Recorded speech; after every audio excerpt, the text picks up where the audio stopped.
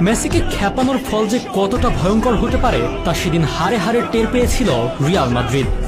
ওই দিন কিছু বুঝে ওঠার আগেই বার্নাব্যুর গ্যালারিতে থাকা ৮০,০০০ দর্শককে থমকে দিয়ে তিনি জানান দেন, মেসি রাজত্ব এই তো এখানে, রিয়ালের মাটিতেই খুঁটি গেড়ে গেলাম।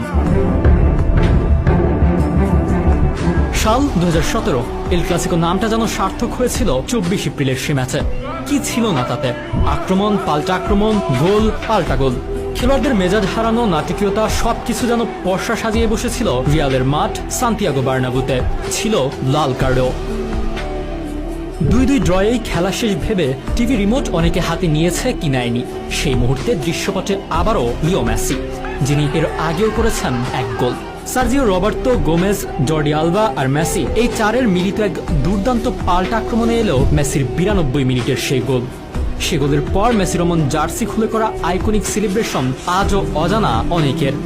সচরাচর ঠান্ডা মাথার লোকটা হঠাৎ কি কারণে এত রেগে গিয়েছিল?